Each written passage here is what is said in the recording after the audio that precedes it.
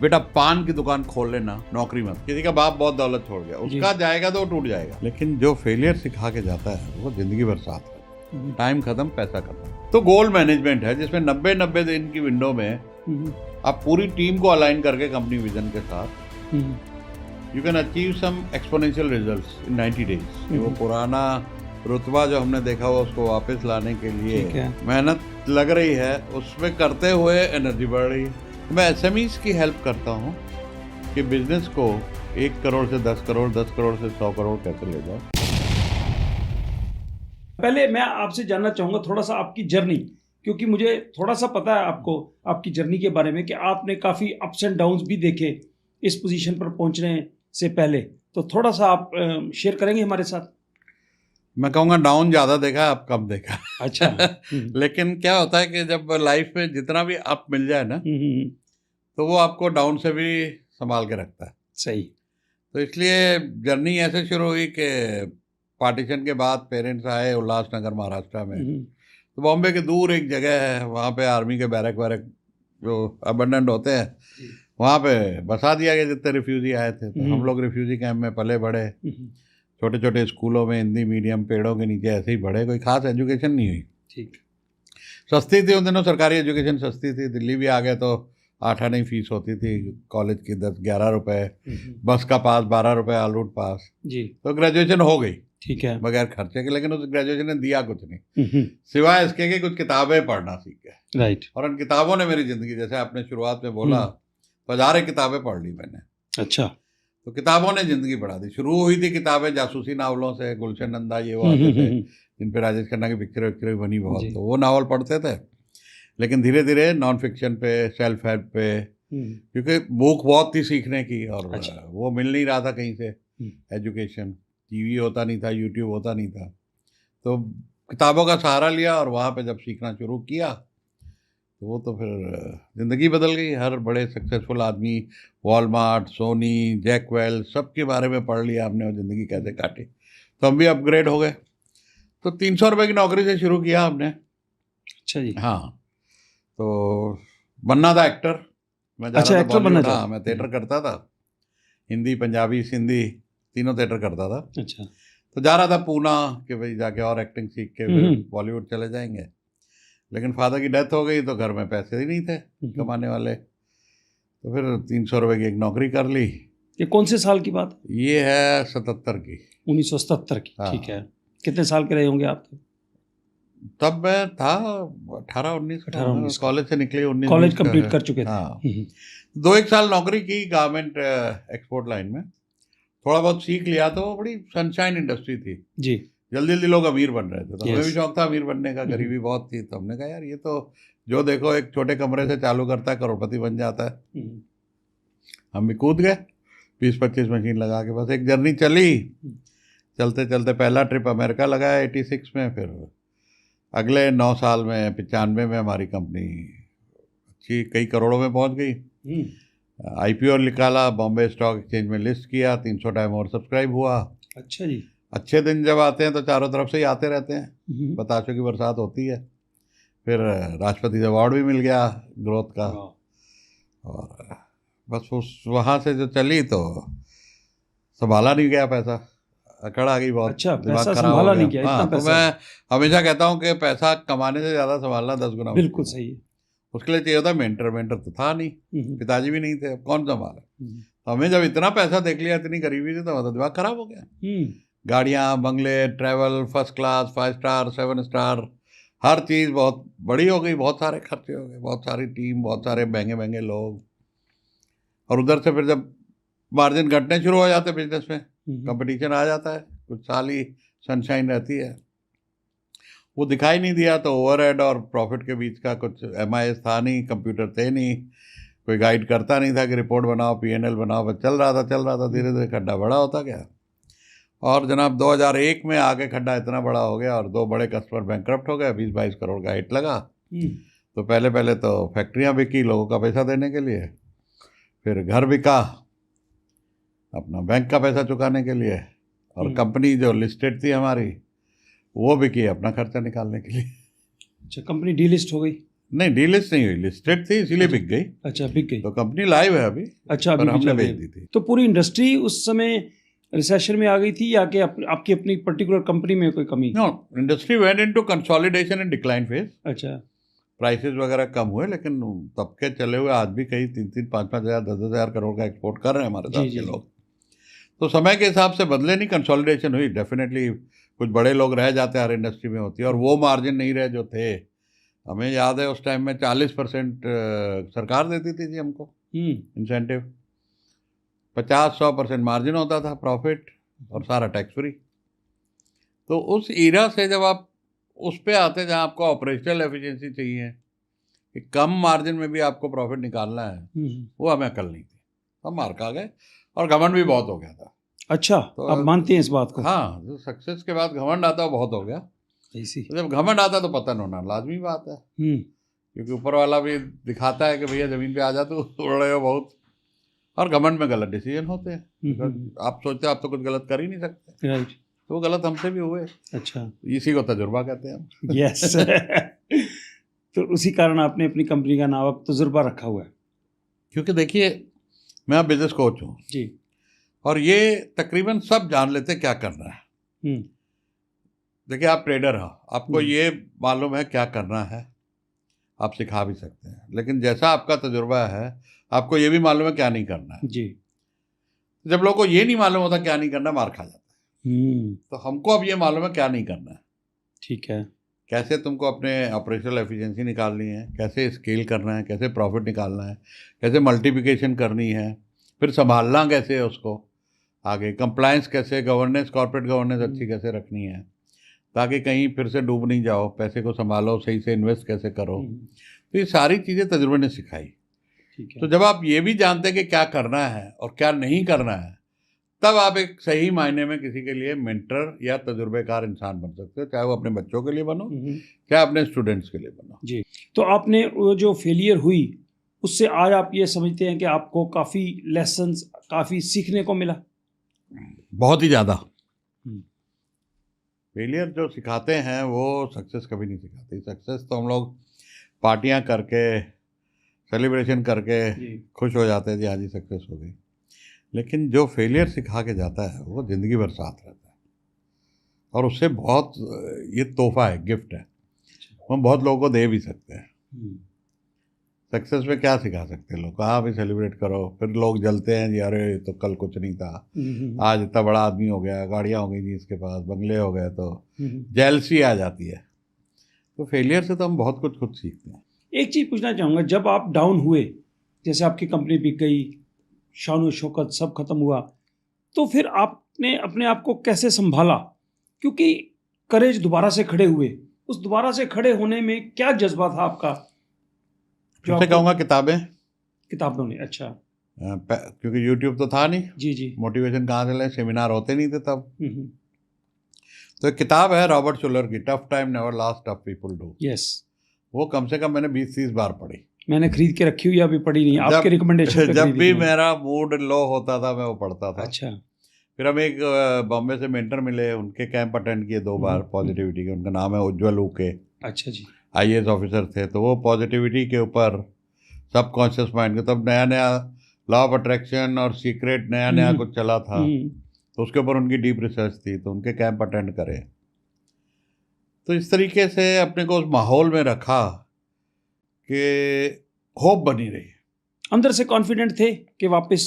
हाँ, ये था। अच्छा, ये था कि जीरो से बन चुके थे। तो क्या है कि जब ऊपर वाले का जाता है ना, मान लो किसी का बाप बहुत दौलत छोड़ गया, उसका जाएगा तो वो टूट जाएगा। राइट। बिकॉज उसने तो स्ट्रगल किया ही नहीं, आपका अपना बनाया हुआ था सब हम कुछ। तो स्ट्रगल किए जीरो से, हमको पता था रास्ता कि फिर उठ जाएंगे। हमने तो सारी वो तकलीफें देखी कि बगैर पैसे के चलना कैसे है, बस के भी पैसे नहीं है, चलना कैसे है, कैपिटल नहीं है, कैसे काम को बढ़ाना है। तो वो सारी रास्ते तो हमें पता थे कैसे जुगाड़ करना है, तो जुगाड़ सारे आते थे। अच्छा। हिम्मत भी थी कि जब एक बार कर लिया तो दोबारा भी कर लेंगे, कर ही लिया। कितने साल लगे दोबारा से वापस सही पटरी पर आने का? देखिए, 2001 में प्रॉब्लम हुई, 2008 तक आके हमें सब कुछ निपटाया, बैंक वैंक, मकान बेचना। अच्छा। 8 साल तो उसमें लगे, लेकिन वो 8 साल कुछ ना कुछ चलता रहा, खर्चा पानी चलता रहा। फिर 2008 से समझिए 18 तक 10 साल वो खराब हुए या tried different things, different vertical में कॉलेज चला गया पढ़ने, वेल्थ मैनेजमेंट, CFP करी, सर्टिफाइड फाइनेंशियल प्लानिंग, उसमें एक कंपनी खोली। तो 2-3 तरह के बिजनेस किए जो फेल हुए, 1-2 चले।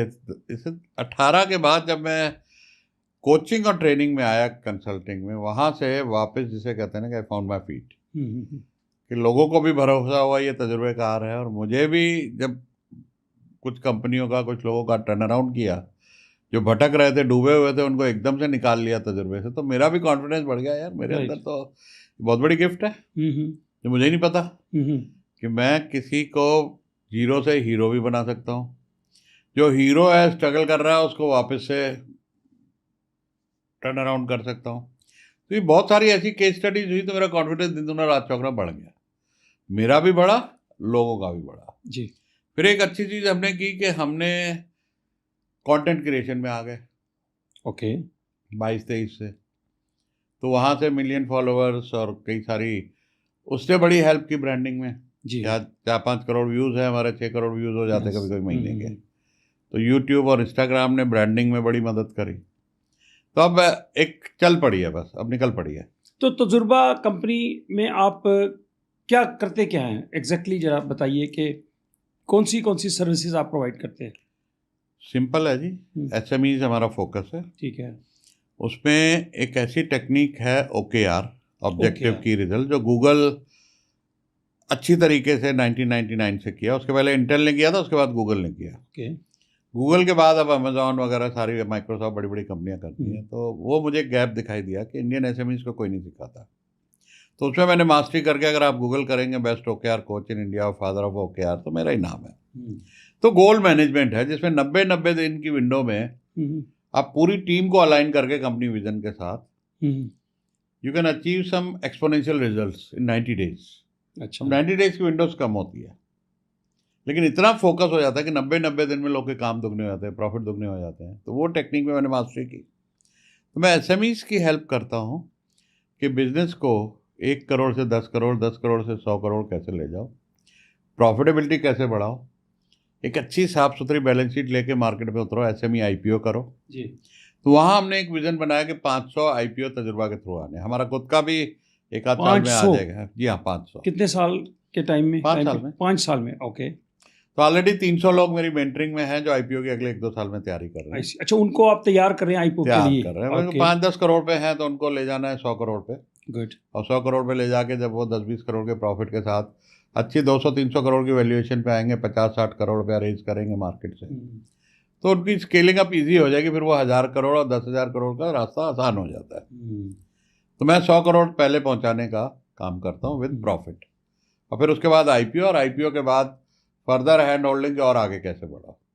तो ये हमने मिशन पकड़ा हुआ, और उसी के ऊपर मैं इनको मेंटर करता हूँ SMEs को इंडिया भर के। बिजनेस डेवलपमेंट में भी उनकी हेल्प करते हैं? बिजनेस डेवलपमेंट में मेरी कोई रोल नहीं होता। अच्छा। बिजनेस तो सब कोई जानता है अपना। जी जी। उनको खुद आता है डेवलप करना बिजनेस। ठीक है। लेकिन उसमें कहीं गैप होता है, अगर उनकी मार्केटिंग ठीक नहीं है तो हम हेल्प करते हैं, कहीं PR ठीक नहीं है तो हमारे पास PR के लोग हैं। तो ये सारा हमारा इकोसिस्टम बना हुआ है। ओके। HR की कमी है तो HR वाले हैं। अच्छा, CFO की कमी है तो CFO वाले हैं। तो ये सारा इकोसिस्टम हमने क्रिएट कर दिया कि SME को जहाँ जहाँ पे कोई गैप लगेगा, ओके, वहाँ हमारी तरफ से कोई ना कोई गैप को फिल तो आप करने एक के तरह लिए से कोच का काम करते हैं, उनकी कंपनी का कोच? एक तरह से नहीं, है ही कोच, है ही कोच, मेंटर कह लो। जी जी। Better word is mentoring. Okay. क्योंकि कोच एक पर्टिकुलर चीज़ को करता है, मैं एक ऐसा मेंटर हूँ जहाँ मैं मियाँ बीवी का भी फैसला कराता हूँ। अच्छा जी। लोग की सेहत भी बढ़िया कराता हूँ, बाप बेटे का झगड़ा निपटा देता हूँ, किसी का क्या कहते हैं कि मोटिवेशन लो हो रहा है और माइल्ड डिप्रेशन में जा रहा है, उसको निकाल लेता हूँ। वाह। किसी को सुसाइड से बचा लेता हूँ। तो ये सारे काम भी मैं कर लेता हूँ। तो आई कॉल माई सेल्फ के एक तरीके से मैं मेंटर का रोल ज़्यादा अदा करता हूँ, बजाय इसके कि खाली बिजनेस कोच या बिजनेस कंसल्टेंट। तो मेरे को कोई भी सुबह 10 से 12 बजे तक फ़ोन करके अपने दिल का हाल बता के और कोई भी मुसीबत बता सकता है कि जी मैं यहाँ फंसा हूँ, मुझे निकाल दो। इंटरेस्टिंग। क्या करूँ? तो ऑल इन वन। जी, वेरी नाइस। तो हमारे जो दर्शक हैं काफ़ी, उनके पास कुछ भी नहीं है, शुरुआत करनी है, तो जैसे आपने जीरो से शुरुआत करी, तो आप कुछ आइडियाज ऐसे बताइए क्या क्या चीज़ें उनको करनी चाहिए, क्या क्या नहीं करनी चाहिए, कि वो शुरुआत कैसे करें। देखिए 2-3 तरह की शुरुआत वाली कैटेगरी में आते जी। हैं। एक तो जो जॉब में है, इधर आना है। एक अभी कुछ भी नहीं किया, एकदम शुरू करना, यंग है। जी। तो आप किस सेगमेंट की बात कर रहे हो? तो मैं दोनों की कर सकते हैं। किसी ने, नॉर्मली लोग ऐसे होते हैं कि छोटी मोटी जॉब करते हैं या छोटा मोटा बिजनेस करते हैं, 25-30 हज़ार रुपये कमाते हैं, तो वो उतना ही खर्चा हो जाता है उनका। तो इससे, इस साइकिल से कैसे निकल के नेक्स्ट लीग में आए? मैंने एक वीडियो बनाया था, बहुत हिट हुआ। कोई 41 मिलियन तो मेरे इंस्टाग्राम पे व्यूज हैं। अच्छा जी। और जिसने जिसने शेयर किया 4-4, 5-5 मिलियन उसके भी आ गए। आई सी। तो आपकी परमिशन हो तो बता दूं? जी जी प्लीज। तो वो वीडियो था कि बेटा पान की दुकान खोल लेना, नौकरी मत करना, क्योंकि जब तुम नौकरी करते हो तो अपनी मेहनत से किसी और को अमीर बना रहे हो और टाइम बेच रहे हो। टाइम खत्म, पैसा खत्म। तो अब भी जो दर्शक देख रहे हैं, बहुत सारे ये कमेंट आएंगे कि हर कोई बिजनेस करेगा तो नौकरी कौन करेगा। तो मैं अक्सर ये जवाब देता हूँ, नौकरी करने के लिए तुम हो ना। जब ऐसा सवाल पूछ रहे हो तो तुम ही तो आप ही नौकरी नौकरी करोगे, ठीक है। क्योंकि हर किसी के बस का कहाँ बिजनेस। सही बात है। अगर इससे इंस्पायर होके 5% लोग, 3% लोग, 1% लोग भी इंस्पायर होके सोच ले कि मुझे अपना काम करना है, मेरा तो काम हो गया। हर किसी के बस का है नहीं। बिजनेस एक बड़ी टफ चीज़ है यार, आप भी जानते हो जी। हमारा सब कुछ ले लेता है। बिल्कुल। हमारी सेहत ले लेता है, हमारा फैमिली टाइम ले लेता है, मतलब जो कुछ लगा होता है, घर मकान हम दांव पे लगा देते हैं। तो बिजनेस कोई आसान चीज़ थोड़ी करने के लिए, हर एक की, हर कोई कर ही नहीं पाता। तो अब सवाल आता है कि कौन करे। आपने कहा 20-25 हज़ार, तो जिसके घर पे अगर किचन उसके कमाई से चल रहा है और दूसरा कमाने वाला नहीं है, वो तो जल्दी ना करे। ठीक है। उसको चाहिए कि जॉब के साथ साइड हसल करे। साइड हसल के आजकल बहुत सारे रास्ते हैं, बहुत सारी ऐसी स्किल एक्वायर कर सकता है इसमें घर बैठे वीकेंड पे काम करके कमा सकता है। राइट। तो उस लेवल से जब उसकी कमाई इतनी हो जाए कि जितनी तनख्वाह ले रहा है या उससे 1.5 गुना हो जाए और साल भर का रिजर्व हो जाए बैंक में, ठीक है, तो उसको जॉब छोड़ देनी चाहिए। ओके। और उस स्टेज पे उसे ये पता रहना चाहिए कि मेरे बिजनेस को मेरी ज़रूरत है, फुल टाइम आऊँगा तो बढ़ाऊँगा। तो वो डिसीजन उसके लिए। जिसके डैडी कमा रहे हैं, कोई चिंता नहीं है पीछे की, उसको तो भाई जॉब क्यों कर रहे हो, तुम्हारे पास तो एज भी है, टाइम भी है, राइट, और टेंशन भी नहीं है, ना शादीशुदा हो, काहे को नौकरी कर रहे हैं। मैं तो कहता हूँ अगर मुझे ये कॉलेज 3 साल नहीं जाना पड़ता और कुछ काम करता ना, सीखता, तो और ज़्यादा बढ़िया होता। वो 3 साल भी बेकार हुए। कॉलेज जाके हमने सीखा कुछ नहीं, मस्ती करी, चाय पी, सिगरेटें पी, इसी में टाइम गुजार दिया, मस्ती करके पिक्चरें देखने में। तो ये लोगों को जिनके पास पीठ मजबूत है, उनको बिल्कुल भी नौकरी नहीं करनी चाहिए। हाँ, नौकरी करनी चाहिए एक हिसाब से, ट्रेनिंग लेने के लिए। ओके। आपको रेस्टोरेंट बिजनेस करना है, रेस्टोरेंट में नौकरी करो। सीखने के लिए। आपको क्लोथिंग बिजनेस में जाना है, कपड़े वाले के नौकरी करो। वहाँ पे क्या है कि आपको बंदा ट्रेनिंग भी दे रहा है, वैसे ट्रेनिंग के पैसे खर्चने पड़ते हैं, वो पैसे भी दे रहा है। अब वहाँ पे आप जितना कुछ सीखोगे, आप मान लो आज के ज़माने के बच्चे कितना कुछ सीखते हैं, टाइम मैनेजमेंट सीखते हैं, बहुत सारे गूगल शीट, सॉफ्टवेयर्स, टीम्स, बड़ा कुछ सीख लेते हैं वहाँ।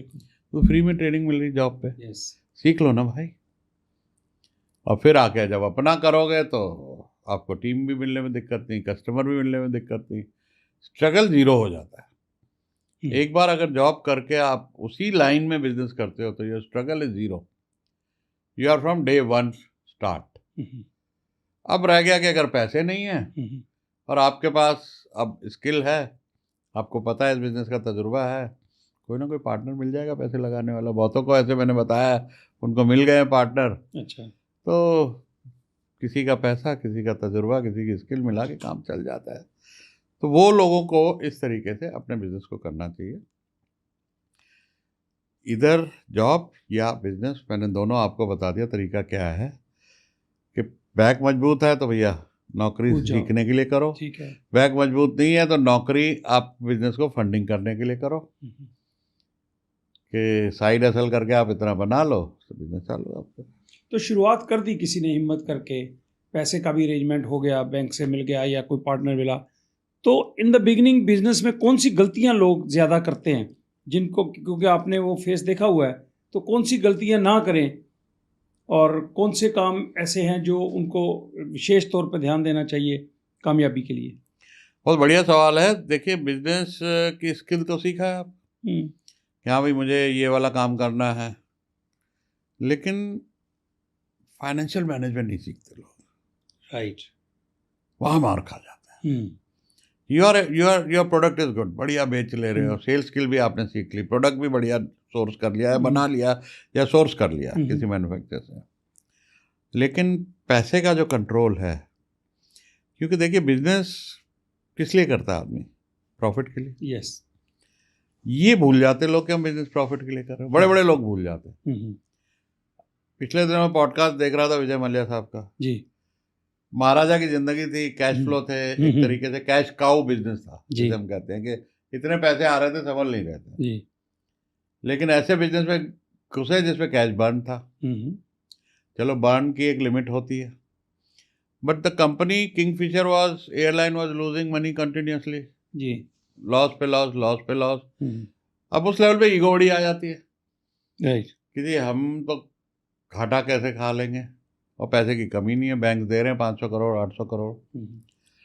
तो फाइनेंशियल मैनेजमेंट में एक चीज भूल गए कि भाई आप बिजनेस कर रहे हो तो प्रॉफिट कहाँ है at some point of time. ठीक है, कैश बर्न वाले आजकल बिजनेस बहुत आ गए हैं जी, बट फिर भी वहाँ पर एक लिमिट देनी पड़ती है। आज जितने बड़े रिस्क कैपिटल भी बड़े बड़े वीसी लगा देते हैं, लेकिन एक लिमिट के बाद वो भी फुल स्टॉप, भाई हम ये 50-100 करोड़ तेरे को दिए हैं, गए, अब और नहीं लगाएंगे, तेरा बिजनेस तो प्रॉफिट भी नहीं आने वाला। कई हुए एग्जाम्पल। बिल्कुल बिल्कुल ऐसे ही। तो this word they have to remember कि ठीक है आपने रिस्क कैपिटल, आजकल तो वीसी लगा देते हैं, पहले लोन होते थे, तो वो रिस्क कैपिटल के बाद आपको प्रॉफिटेबिलिटी को ध्यान में रखना, ये सीख लें जरूर कि ऑपरेशनल एफिशिएंसीज, लीन मैनेजमेंट को समझें कि कम खर्च में कैसे बिजनेस को प्रॉफिटेबल रखें। नारायण मूर्ति साहब कहते थे कि अगर आप गुड टाइम में लीन रहते हो, इन्फोसिस के फाउंडर है, तो बुरे टाइम आपका कुछ नहीं बिगाड़ पाएगा। बुरे टाइम में तो सब लीन हो जाते हैं, सही, कहीं तो वो भी नहीं हो पाते, लेकिन अच्छे टाइम में भी अगर आप टाइट रहते हो, फ्रीगल रहते हो। माइक्रोसॉफ्ट का इसका पढ़ा था मैंने, अमेजोन का, कि बहुत साल तक वो नए डेस्क नहीं खरीदते थे, second hand desk, second hand furniture, office दिखाते थे कि हमारे यहाँ बचत का कल्चर है, हम पैसे उड़ाते नहीं हैं। तो ये कल्चर डेवलप करना ऑर्गेनाइजेशन में कि हम पैसा फालतू खर्च नहीं करते, वी आर वेरी टाइट। मैं वॉलमार्ट के साथ काम करता था, आपके अमेरिका में है, तो मेरी एक शिपमेंट लेट हो गई। हमने कहा जी एलसी का एक्सटेंशन, तो कहते एक्सटेंशन नहीं मिलेगी। अच्छा, क्यों? बोले टाइम नहीं है हमारे पास। एक बंदा हमारा बैंक में एप्लीकेशन लगाएगा, करेगा, एलसी का एक्सटेंशन लेगा, फिर वो आपको भेजेगा, आप लेट हो गए, आप माल भेज दो, will honour your documents, but we will not spend that 30 minutes of our resource on giving you extension because you are late and giving you again next amendment in LC. और उनके बारे में मशहूर था सैम वॉल्टन के, कि उनके जो सप्लायर उनके हेड ऑफिस के आसपास ऑफिस वेंडर बना लिए थे, वो फैंसी ऑफिस नहीं बनाते डर के मारे। मैंने सैम वॉल्टन की किताब पढ़ी। अच्छा, कि अगर वो देख लेगा तो कहेगा साले बहुत कमा गए तुम मेरे से। अच्छा तो प्राइस और घटा देगा। वॉलमार्ट ऑलरेडी बाइंग में बड़ा फ्रोशियस है। बिल्कुल बिल्कुल, हाँ। तो वो उसकी एक रेपुटेशन थी, ये बंदा बड़ा टाइट प्राइस लेता है, अपनी कंपनी को टाइट रखता है। वहाँ पे ऑफिस जो थे, जो स्पेस और जिस तरीके का था, वो भी बड़ा ही टाइटली कंट्रोल था उनका। अब मुझे पता नहीं क्या है, पर उस किताब से मुझे बहुत कुछ सीखा। एक ऑर्गेनाइजेशन को कितनी एफिशिएंट रखना चाहिए कम से कम खर्च में, that was a big learning from there. तो ये सीखना चाहिए हर स्टार्टअप को, हर स्मॉल और बड़े बिजनेस को, कि आप अपने फाइनेंसिस पे हर हफ्ते नज़र रखो, वेयर यू आर गोइंग। आज तो ऐप ऐसी आ गई, मैं किसी का मीटिंग कर रहा था आईपीओ के लिए परसों, तो कहता जी अभी 1 घंटा पहले तक मेरा इतना टर्नओवर और इतना प्रॉफिट हुआ है। आई सी। वो फोन में देख के फाउंडर बता रहा था कि ये है जी। तो जब इतनी टेक्नोलॉजी है तो you should be aware of your finances by minute. तो फाइनेंसिस के ऊपर कड़ी आपकी नज़र और कंट्रोल होना ज़रूरी है। देखो, पैसा कमाने से ज़्यादा संभालना 10 गुना मुश्किल है। ज़िंदगी का तजुर्बा सीख है कि पैसा आ गया उसको संभालो। पहली बात तो अपना खोपड़ी को संभालो। जी जी। घमंड ना करोगे कमा लिया मैंने कमाया, बहुत बड़ी टीम लगती है, ऊपर वाले का साथ लगता है, किस्मत लगती है, सब कुछ लगता है। तो आ गया पैसा तो अब संभाल लो उसको ठीक से और ज़मीन पे रहो। ह्यूमिलिटी एंड हम्बलनेस बनी रहनी चाहिए अपनी, ठीक है। नहीं तो फिर घमंड में बड़े उल्टे सीधे काम हो जाते हैं।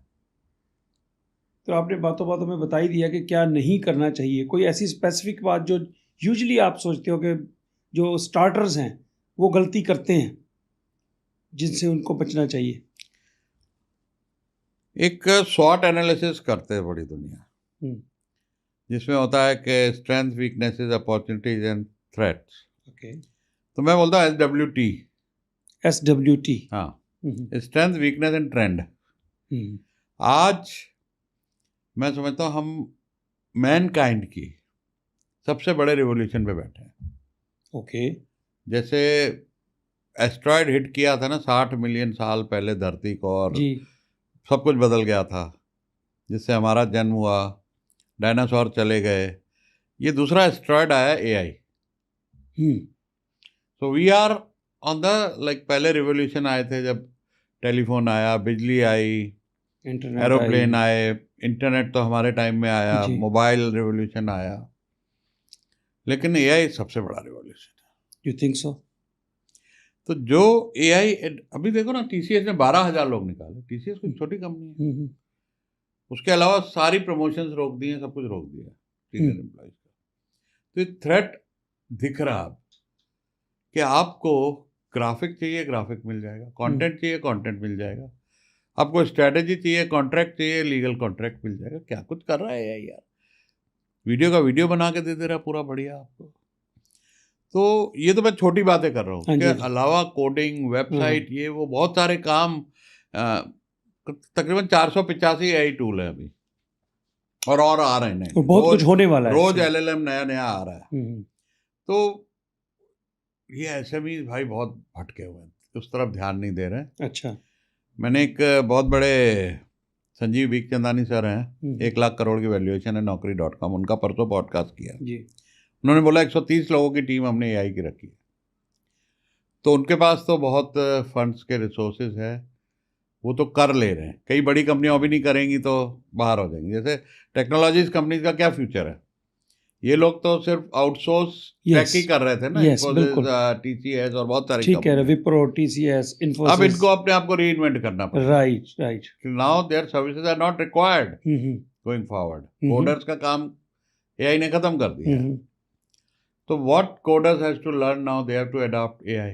So these all tech companies will become AI tech companies going forward if they can become. SMEs को अपनी प्रोडक्टिविटी बढ़ाने के लिए, इनोवेशन के लिए कहाँ पे AI का इस्तेमाल लगेगा, ताकि कंपटीशन के साथ साथ रहे हो, तो वो चीज़ें इनको सीखनी है सारी। So innovation is the key here. और ट्रेंड को समझना, ट्रेंड इतना फास्ट हो रहा है। अभी कल ट्रम्प साहब ने भी टैरिफ लगा दी 25%। तो every day there is some disturbances happening somewhere. So keep watching your trend, किस डायरेक्शन में आपकी इंडस्ट्री जा रही है, इसलिए तैयार रहो। अब businesses are changing and getting disrupted hour by hour, not day by day. हम यहाँ बात कर रहे हैं, कोई ना कोई इंडस्ट्री बाहर डिस्टर्ब हो रही है। सही। किसी का कुछ ना कुछ नया ऐसा आ रहा है जिसमें 2 बाहर होंगे, 2 नए आएंगे। एग्जैक्टली। यहाँ पे एक सवाल आता है सुरेश जी मेरे दिमाग में, आप इतने बिजनेस पीपल से मिलते हैं, इंटरेक्ट करते हैं, तो क्या आप समझते हैं कि हिंदुस्तान का जो एंटरप्रेन्योर्स है नया या बिजनेसमैन है, वो इक्विप्ड हैं, तैयार हैं इस AI रिवोल्यूशन का फ़ायदा उठाने के लिए, या कि मार्केट से बाहर होने के इनके ज़्यादा चांसेस हैं? स्मार्ट हैं लोग, ऐसी बात नहीं है। बहुत सारे तो हमारे तो सारे, आज भी सुबह हमने AI का क्लास लिया है। जो मेरे स्टूडेंट हैं, सुबह 6 बजे थर्सडे को बुलाता हूँ मैं उनको। अच्छा जी। तो उसमें हमने कहा हर हफ्ते एक AI का टूल, आपकी प्रोडक्टिविटी कैसे बढ़े वो हम सिखाएंगे आप। ठीक है। तो अगले 1-2 महीने में समझिए 10-20 टूल तो उनके ऐसे सिखा देंगे, उनकी एफिशिएंसी बढ़ जाएगी। बाकी जो सोए रहेंगे तो भाई तिन सोया तिन खोया। जो सोए रहेंगे वो तो सोए रहेंगे, जो सीख लेंगे वो आगे निकल ही जाएंगे। तो इक्विप तो कोई भी नहीं है। देखिए कोई भी नई इनोवेशन होती है, पहला डिनायल आता है। यस। यार अब देखिए जब मोबाइल आया था तो हमारी उम्र के लोग, मैं जानता हूँ, इतना डरे थे कि मेरे भाई ने तो 4 नोकिया फोन खरीद के रख लिए थे। ये साला टच फोन मेरे बस का नहीं है। नहीं किया, आखिरी तक उसने टच फोन अडॉप्ट नहीं करा। वो वही पुराने नोकिया फोन लेके 4 खरीद के रख लिए थे कि साला पता बंद हो जाएगा कल परसों में, तो मेरा तो चलता रहे। तो जो अडॉप्ट नहीं करेंगे वो तो बहुत दिक्कत में आएंगे, और डिनायल होता है, दिस इज नॉर्मल। यस, मैं शुरू में छोटा सा हंसता आदमी कि यार ये तो बेकार चीज है, हमारे पास की नहीं। सो क्रिप्टो मिस हुआ, मेरे से ही मिस हुआ। मैं वही कहने लगा था, हाँ, वही कहने लगा था कि मैं स्टॉक मार्केट में 37 साल से हूँ, मुझे 10 साल लगे क्रिप्टो पे बिलीव करने को, क्योंकि मैं Right. डिनायल में था हाँ। कि ये तो आई है और भाग जाएगी, आई है तो भाग, ये स्कैम है। तो बिटकॉइन जो है लगभग 2021-22 के बाद जब मैंने देखा बड़ी बड़ी कंपनी इसमें इन्वेस्ट कर रही हैं, तब मैं स्टेप इन किया। मेरे वक्त $2 का बिटकॉइन हुआ करता था, तो सारे कहते थे आप क्यों नहीं, मैंने कहा यार नो ये तो स्कैम है, क्योंकि हम थोड़ा ओल्ड स्कूल वाले हैं, डिनाइल जैसे आपने कहा। तो सही बात है कि नई टेक्नोलॉजी, नई चीज़ों को पहले हम डिनाइल में रहते हैं ऑलवेज। अरे जब कारें आई थी, स्कूटर आए थे, साइकिल आई थी, everything was laughed eight. Telephone आया था, इट वाज लाफ्ड एट। जी। यार ये क्या है, बात होगी? वो बात ही नहीं हम जो आपस में मिलके कर सकते हैं। कहाँ यहाँ बैठा आदमी बॉम्बे बात करेगा, हो ही नहीं सकता। तो डिनायल होता है पहले 10 साल, उसके बाद कुछ लोग अडॉप्ट करते हैं, कुछ लोग रिग्रेट करते हैं जी। यार हमारे सामने हो गया, हमने कुछ नहीं करा। आपने पहले थोड़ी देर पहले एक शब्द यूज किया था, ट्रेंड। तो ट्रेंड को पहचानना एक बिजनेसमैन को आंखें कान खुले रखने चाहिए कि ट्रेंड क्या है। एआई का ट्रेंड है, इसको जो तो सियाने बिजनेसमैन हैं, जो दूरदर्शी हैं, वो तो पहले से इस ट्रेंड को भांप लेंगे और उसमें कूद जाएंगे, जो भी अपनी कैपेसिटी है उनकी कंपनी के हिसाब से। तो जो मिस कर जाएंगे तो वो फिर छूट जाएंगे पीछे रेस में। हाँ, तो इसलिए जैसे शिप में वो होता है ना, देखता रहता है कि आगे कोई वो तो नहीं है, जी, क्या बोलते हैं, बर्फ का ग्लेशियर या ऐसी कोई चीज़ तो नहीं है। तो वो बिजनेसमैन को करना पड़ेगा कि दिन में 1-2 घंटा सुबह सुबह रात को जब भी आपको अकेले का टाइम मिले, क्योंकि क्या है कि मैं समझता हूँ, मैं बोलता हूँ क्राइसिस न्यूज़ नेटवर्क, CNN का नाम मैंने रखा है, क्राइसिस न्यूज़ नेटवर्क। ठीक है। तो हम जब ऐसी खबरें देखते हैं, पढ़ते हैं, टीवी देखते हैं, तो मैं टीवी कटाए हुए 5-7 साल हो गए, अखबार बंद किए 5-7 साल हो गए। अच्छा जी। तो इसलिए हमें सिर्फ 2 ही खबरें पढ़नी है, और रोज़ पढ़नी है, इकोनॉमिक न्यूज़ और टेक्नोलॉजी न्यूज़। तो ये 2 चीज़ों पे आप नज़र रखेंगे तो ट्रेंड आपसे छूटेगा नहीं। बिकॉज जहाँ भी कुछ नया हो रहा है आपकी नज़र रहेगी और आपको पता लग जाएगा कि this something new is happening, उसके बारे में एकदम पढ़ना शुरू कर दो। डिनायल में मत रहो कि ये हुआ है तो अरे छोड़ो, ऐसा तो होगा ही नहीं, ऐसा कभी हुआ है, ऐसा कभी चलेगा। और अब तो मैं देख रहा हूँ कि 2 साल में हमारे ड्राइवरलेस कार होंगी, घर के नौकर जाकर रोबोट होंगे, बहुत सारे इंसानी काम एआई और रोबोट्स कर रहे होंगे। तो एक्सेप्ट करना पड़ेगा हमको और ट्रेंड पे नज़र रखनी पड़ेगी। इसके लिए ज़रूरी है कि हम टेक्नोलॉजी और इकोनॉमीज़ पे कौन सी नई कंपनियां आ रही हैं, क्या कर रही हैं, उन पे नज़र रखें, और कहीं पर अगर हम इसका फ़ायदा उठा सकते हैं, we can jump into it, we can become a AI company full fledge. जी। टेक्नोलॉजी तो हम नहीं बने टेक, लेकिन एआई टेक कर सकें कुछ, बल्ले बल्ले। अभी सही।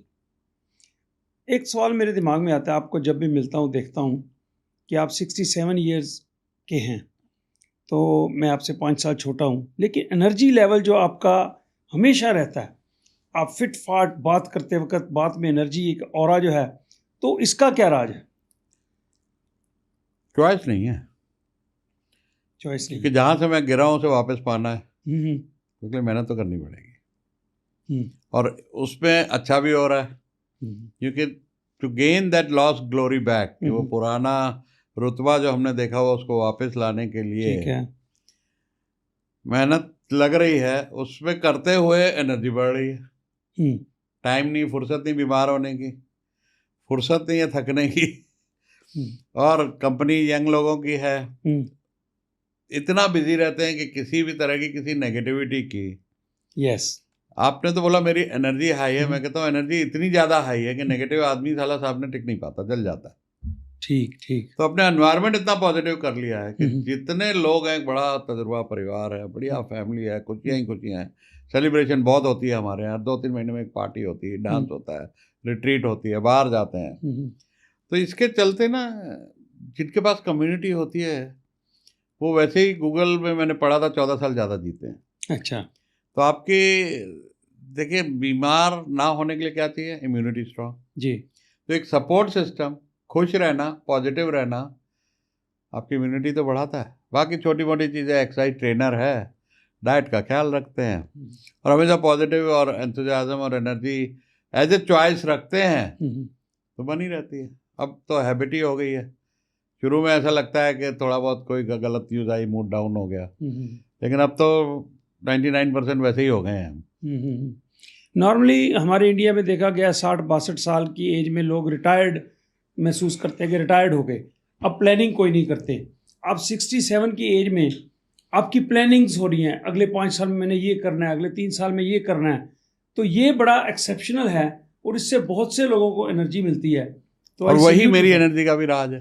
हाँ जी। क्योंकि विजन है 5 साल का, हाँ, तो उसके लिए काम कर रहे हैं, दिन रात काम कर रहे हैं। तो मैंने देखा, काम करके कोई मारा थोड़ी है। सही बात है। काम करके कोई बीमार थोड़ी हुआ, अल्लाह आराम करके बीमार होता है आदमी। यस, बिल्कुल, ये बात बिल्कुल सही है आपकी कि आराम करके बीमार होता है। हाँ, काम करके कोई नहीं मरा आज तक। यस, जो काम करते रहते हैं वो लंबा जीते तो हैं। आपको काम में मजा आ रहा है, लंबा जियोगे, आपकी एनर्जी बनी रहेगी और फिर आप देखते हो और भी एनर्जाइज हो रहे हैं, आपकी फिर और एनर्जी बढ़ जाती है। अरे इतने लोग मेरी बातें सुन के एनर्जाइज हो गए, उनका रिवाइवल हो गया, वो डिप्रेशन से बाहर निकल के तुम्हारी एनर्जी और बढ़ जाती है। और फिर कोई टारगेट हो आगे, जैसे आपने कहा 300 IPOs अपने अगले 5 साल में लाने हैं, तो 300 IPOs एक टारगेट हो गया आपका। जब मकसद हो जिंदगी को जीने का, तो फिर जिंदगी आपको जवान रखती है। और मैंने सुना है आपके जवान लोगों से बहुत दोस्ती है। 500 IPO का विजन है, 500 IPOs का, और सारे आसपास यंग एंटरप्रेन्योर ही हैं जितने भी हैं। तो उस वजह से उनके साथ रहने से तो फिर एनर्जी तो फर्क पड़ना ही है। कहते हैं कि you are average of 5 people you hang out with.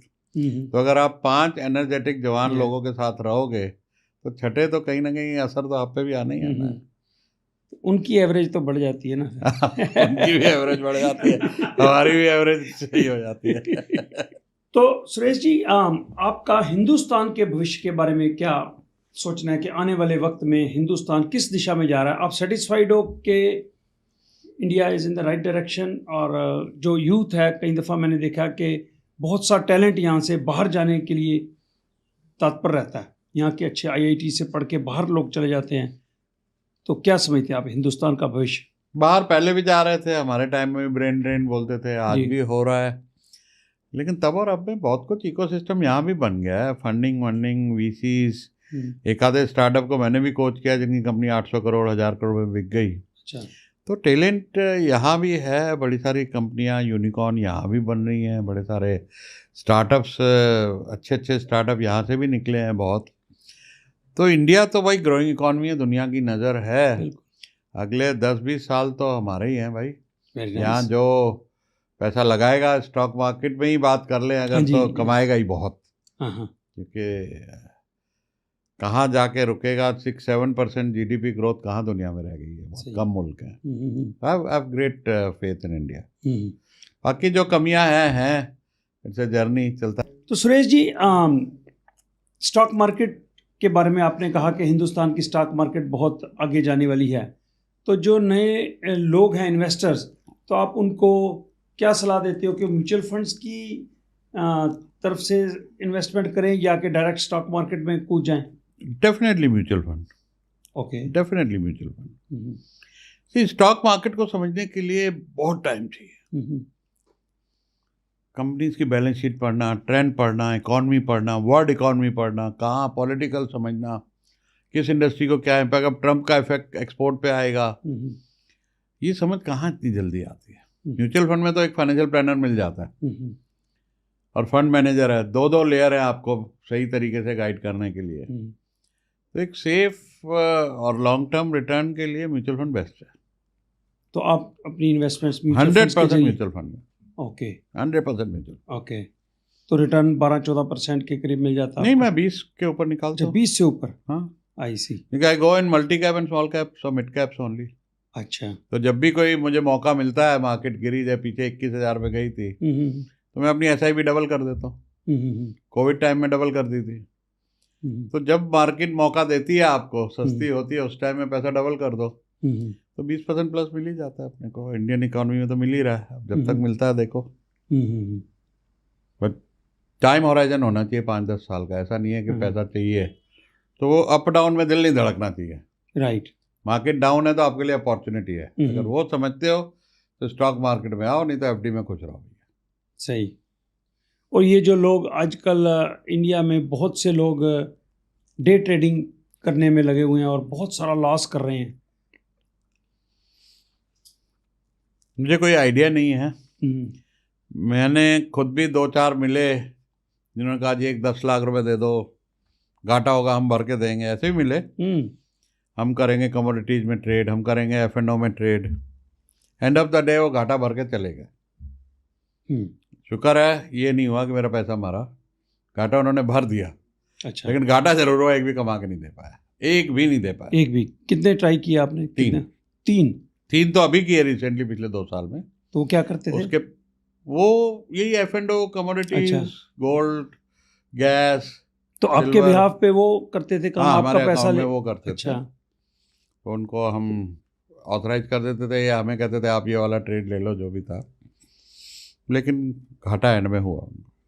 बहुत सही बात कही आपने। और उसके पहले भी जो 20 साल पहले, 30 साल पहले जब हमने सोचा समझने की कोशिश करे, तो मैं जाके ट्रेडिंग सीख लिया कहीं पर, एक कोर्स करके शुरू किया। 5-10 लाख गए, फिर मैं भी बैठ गया। 1-2 और मिले, हम करेंगे आपके ब्याह पे, हम कमा के देंगे, गारंटी दिया, अकाउंट देखो जी यहाँ कमा के दिया। 10 लाख पे हम 1 लाख रुपए महीना देते हैं, 10% महीने का देंगे। थोड़ी ग्रीड आ जाती है कि ट्राई कर लेते हैं यार। तो हमेशा गवाया। एक भी इंसान पिछले 30, 35, 40 साल में नहीं मिला जिसने मुझे कमाया हो। यहाँ तक के बड़े बड़े हमें आए जी टीचर, हम सिखाते हैं, आप सीख लो हमसे, अपने बच्चों को बोलो सीख लें। मैं कहा अपना तो अकाउंट दिखा दे। अजी हमारा मोबाइल देखो, ये बच्चे ने क्रैश कर दिया, टूट गया, ऐसे ऐसे बहाने लगा रहे थे। मैं कहा अकाउंट दिखा दो, तूने कमाया है तो बस ठीक है। अकाउंट एक भी नहीं दिखा पाया। तो दोस्तों, जैसा मैं हमेशा आपको कहता हूँ कि ये जो डे ट्रेडिंग है, इसमें कोई नहीं कमा पाता, बहुत ही मुश्किल है इसमें पैसा कमाना। तो आज मुझे एक और टेस्टिमोनियल मिला जिसने ये कहा कि मैं 3 दफ़ा डिफरेंट लोगों से ट्राई किया कि वो ट्रेडिंग करके आपको पैसा बना के देंगे, उन्होंने वादा किया तो नहीं बना सके। तो इनकी 67 ईयर्स की एज है और इतने सालों में ये कह रहे हैं मुझे एक भी आदमी ऐसा नहीं मिला जिसने ये डे ट्रेडिंग करके बेचा खरीदा करके कोई पैसा बनाया हो लंबे तौर पे। तो इस बात को ध्यान से सुनिए, मेरी बात तो आप सुनते ही हैं, इनकी बात भी सुनिए कि ये क्या कह रहे हैं। तो आपने बहुत ही अच्छी बात कही, जो मैं इसी बेसिक्स को समझाने की कोशिश कर रहा हूँ कि आपको अगर समझ नहीं है तो म्यूचुअल फंड्स की तरफ चले जाइए। एक हमारे डॉक्टर आए जी, अच्छे खासी प्रैक्टिस, बोले डॉक्टर लोग को शेयर में बड़ा मजा आता है जी। वो समझते हैं हमारे पास ना पढ़ लिख के we are very intelligent, we are above the market, तो हम ट्रेडिंग करेंगे। मैं कहा मत करो। वह हम इन्वेस्टमेंट करेंगे। मैं कहा मत करो, तुम्हें टाइम नहीं है। You are good at surgeries, आप महीने की 100-125 सर्जरी कर रहे हो, अच्छा कमा रहे हो, कितने की SIP कर सकते हो? बोले 25 लाख रुपए महीने की। तो मैंने एक एडवाइज़र मिलवा दिया, मैंने कहा इससे करो और बस रहना मल्टी कैप में। ओके। ज़्यादा उस चक्कर में नहीं, ब्लू चिप में डाल दो तो 12-13 ही मिलेगा तुम्हें। ठीक है। 20 चाहिए तो multi cap, mid cap, small cap में और निकालना मत वो पैसा। और दिल धड़कना नहीं चाहिए जब नीचे जाएगा 20-30%। और बड़े पोर्टफोलियो में 10 करोड़ में 3 करोड़ घट गया तो फिर झेल नहीं पाओगे। तो उतना दम हो तो उसमें घुसना। ठीक है। बोले हाँ उसमें घुसेंगे। आज इस बात को कोई 5 साल 6 साल हो गए। वो 25 लाख रुपए महीने का SIP और बीच में भी उन्होंने डाला होगा। जनवरी में जो मेरे पास स्टेटमेंट आया, उनका 50 करोड़ रुपए जमा था पोर्टफोलियो में, और उसमें कम से कम 15 से 20 करोड़, मतलब एग्जैक्ट ध्यान नहीं है, प्रॉफिट था, मार्क टू मार्केट गेन था उनका। कितने सालों में? 6 साल में। 6 साल में SIP करते हैं। हाँ देखो, उन्होंने समझो 30-35 करोड़ रुपया अपना जोड़ा होगा, 15 करोड़ का उनको उसके ऊपर गेन था। कितनी बार मार्केट ऊपर हुई नीचे हुई, ऊपर हुई नीचे हुई, but end of the day it always catches up. बिल्कुल। देखो ना, आज निफ्टी 23,000 पे खड़ा है, 24-25 हज़ार पे, सॉरी 25 के आसपास। 24-25 के आसपास घूम रहा है। जी, तो 100 से शुरू हुआ था ना, बिल्कुल। It is always up trend. Bombay stock exchange index 1988 में मैंने स्टॉक्स का काम शुरू किया था, 1988 में 600 था बॉम्बे स्टॉक एक्सचेंज, आज 83,000 हाँ, के करीब है। इट इज़ ऑलवेज ग्रोइंग, या हर 4 साल 5 साल में डबल हो रहा है पैसा। बिल्कुल। और फिर स्ट्रेस नहीं है आपको, हाँ। टेंशन लेने की ज़रूरत ही नहीं है। कौन घटा कौन बढ़ा, जिस कंपनी में स्कैम आया उसमें से निकल जाएंगे। पिछले दिनों डिफेंस का बहुत बोलबाला था, सब फंड वालों ने डिफेंस में डाला पैसा, 30% बढ़ गया 2 महीने में। अब प्रॉफिट भी बुक किए इन्होंने पिछले महीने, पर डिफेंस वहीं आ गया जहाँ था। तो ये अपने टाइम पे करते रहते फंड मैनेजर, उनको भी जिम्मेवारी होती है, अकाउंटेबिलिटी होती है।